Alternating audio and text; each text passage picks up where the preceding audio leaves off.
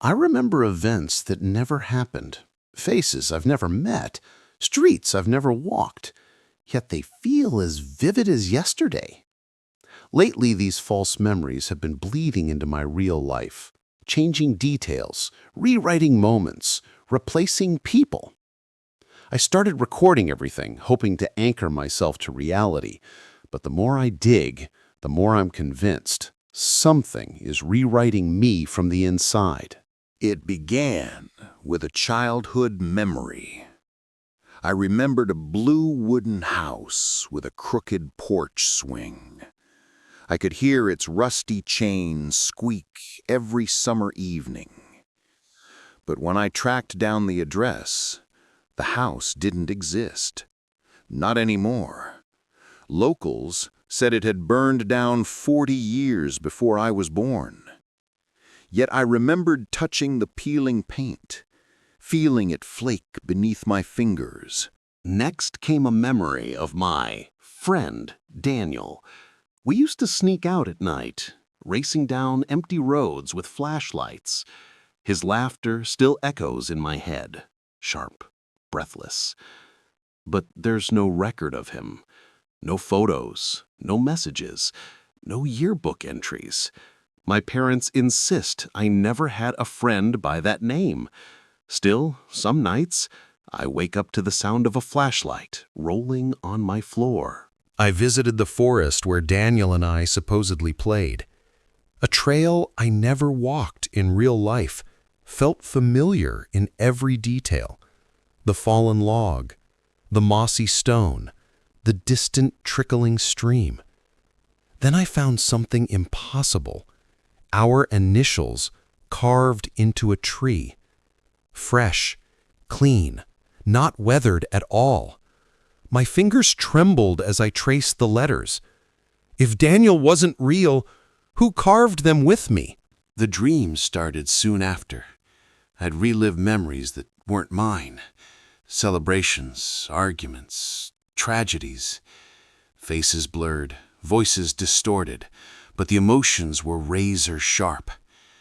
In one dream, someone whispered, "You weren't supposed to remember." I woke up gasping, my pillow damp. Worse, I recognized the voice. It belonged to my mother, but not the mother I know here. I asked my mom if she ever said that phrase. She gave me a worried look, the kind that hides fear. "Are you feeling all right?" she asked. But there was something else in her eyes. Recognition. That scared me more than her question. If these memories weren't real, why did my mother react like she had heard that whisper before? I started documenting every strange detail. Misplaced objects, déjà vu episodes lasting minutes, sudden familiarity with strangers. The world felt like overlapping layers, each memory pressing against another. Sometimes I'd smell smoke where there was none. Sometimes I'd hear that porch swing. Sometimes I'd see Daniel standing at the edge of my vision, always turning away. The first major shift happened in my apartment. My living room window changed shape. I swear it used to be rectangular. Now it had rounded corners, like a different architectural style entirely. When I mentioned it to my neighbor, she shrugged and said it was always like that. But I found a photo on my phone, weeks old, showing it rectangular. The photo vanished a day later. Each new memory I shouldn't have came with a physical sensation, pressure behind my eyes, a metallic taste, a faint buzzing in my ears. It felt like something was forcing its way into my mind, merging timelines or rewriting the edges. I tested myself, asking simple questions about my life, and every time I hesitated a little longer, unsure which version was true. One night, I woke up standing outside, barefoot. The ground was cold and damp. I had no memory of leaving my bed. The sky flickered, just for a second, like someone had turned off the stars and quickly turned them back on. When the darkness snapped back, Daniel stood a few meters away, illuminated by nothing. "You shouldn't fight it," he said. Then he vanished, leaving footprints beside mine. I know what sleepwalking feels like. This was different. My consciousness was pulled, like a thread unraveling. I checked my security camera. The footage glitched exactly at the moment I left the apartment. Static, distortion, then a blank screen. When it resumed, I was already gone. Something didn't want me to see what led me outside. I visited a neurologist. He ran tests, asked questions, shined lights in my eyes. Everything came back normal. Stress, he said. Memory contamination. But while I waited in his office, I noticed a framed degree on his wall. It had his name spelled differently, one letter off. I blinked, looked again, and the spelling corrected itself. But the hair on my arms stayed raised. Patterns began forming. Every false memory connected to a place that no longer existed, a person who vanished, or an object that changed form. It felt like I was receiving fragments of different versions of my life, lives I never lived. But someone wanted me to believe they were real. And the more fragments I collected, the more unstable reality around me became. The next anomaly was my reflection. In the bathroom mirror one morning, my reflection moved half a second too late. Just a tiny delay, barely noticeable. But once you see something like that, you can't unsee it. I tested it. Quick turns, blinking, waving. The delay persisted. Then one day, the reflection smiled before I did. I left the bathroom and didn't return until sunrise. I started researching disorders, dissociation, hallucinations, psychosis, but none explained the physical evidence, the carved initials, the missing photos, the footprints. Reality wasn't breaking down inside my head. It was breaking around me. I found forums of people claiming similar experiences. Most posts ended abruptly. Some users disappeared. Their profiles remained, frozen like memorials. One user messaged me privately. "It's not memory loss," they wrote. "It's memory bleed."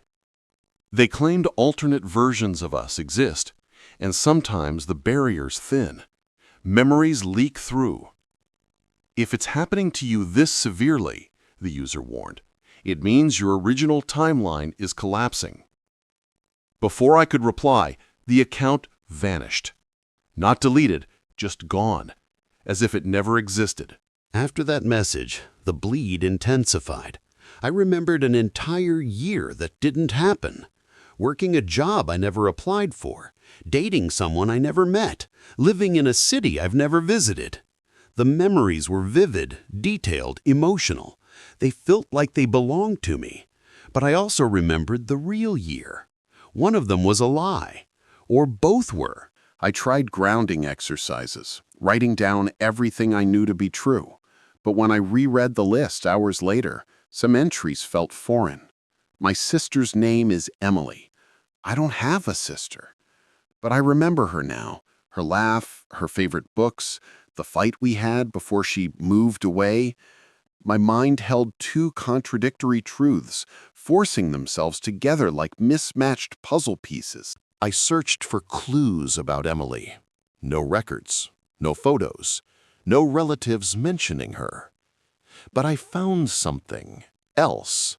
A space on my shelf where dust patterns suggested a missing picture frame. Rectangular.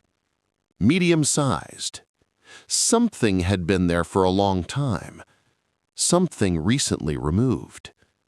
My fingertips tingled as if they once held that frame. I decided to confront my parents. When I mentioned Emily, their faces went pale in perfect unison. My father opened his mouth, closed it, then whispered, "We promised we wouldn't talk about this." My mother shook her head violently. "You weren't supposed to remember her," she said, the same phrase from my dream. Their fear wasn't confusion. It was recognition. Before I could question them, the lights flickered. The room warped slightly, lines bending, colors stretching. For a moment, my parents appeared doubled, as if another version of them overlapped this one.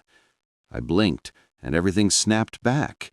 My parents looked terrified, not of me, of what was happening around me. "It's starting again," my mother whispered. They rushed me into the basement, a place we rarely used. My father pulled out a dusty metal box. Inside were items I didn't recognize.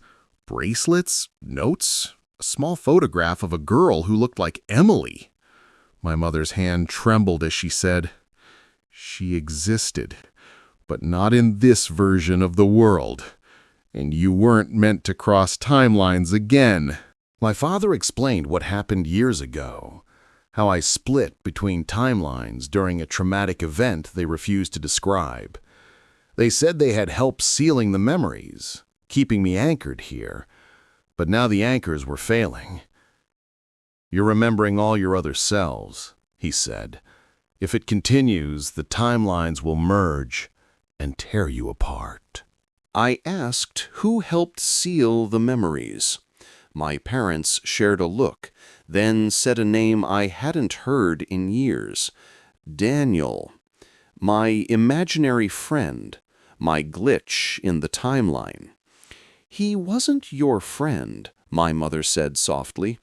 "He was your guide, a guardian, but he belonged to another layer of reality. When you crossed over, he followed. He protected you until he couldn't." The pieces clicked painfully into place. Daniel appeared whenever the bleed worsened. He led me to familiar places that shouldn't exist. He whispered warnings. He wasn't a memory. I was a memory to him, a remnant of a version of me he lost. My mother said he tried to seal the timelines permanently, but something interrupted him. Something stronger. My parents revealed the truth. There's something hunting people like me, those who slip between realities, an entity that feeds on unstable timelines, collapsing them to consume the fragments of consciousness caught inside.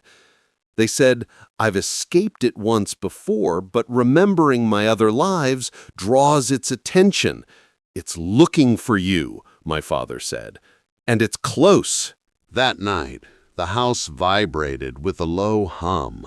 The walls shimmered, as if reality itself was thinning. Shadows on the ceiling twisted into unnatural shapes. One shadow peeled itself away and pointed at me. My vision blurred, and for a moment I saw another version of myself, terrified, reaching out. Then another, and another. Dozens, all overlapping, all breaking apart. In the chaos, I heard Daniel's voice again. "You have to choose," he said, though I couldn't see him. "You can't keep all your lives. Pick one or lose them all." My chest tightened. I didn't want to forget, but the entity was closing in. I felt its presence, cold and hungry, pressing against the edges of my mind, waiting for me to splinter. I focused on one memory, my real childhood home, the real porch, the real life I had before everything fractured. I repeated the details like prayers, the chipped tiles, the broken mailbox, the dusty attic smell. The other memories screamed, pulling at me, trying to stay. My head felt like it was splitting open. But slowly, painfully, the noise began to fade. A bright flash tore through the room. The shadows recoiled. The humming stopped. When I opened my eyes, everything was still, solid. My parents knelt beside me, relief washing over their faces. "You anchored yourself," my mother whispered. But I felt hollow, empty, like entire lives had been ripped out of me. I remembered only one thing Daniel said before the flash. I'll hold the rest. For days, I felt normal again. No glitches, no false memories, no shifts in reality. But last night, I heard something outside. Chains creaking gently, like a porch swing swaying in the wind. And this morning, on my mirror, a message appeared in fogged writing. You chose one life. I kept the others safe. Don't forget me again. Signed with initials I hadn't seen since the forest. If you made it this far, you're a legend. Let me know in the comments if you've ever had memories that didn't feel yours. I read every story. If you want deeper dive into this world, smash the like button and subscribe so you don't miss what comes next. And remember, if the memories start to shift, don't look away.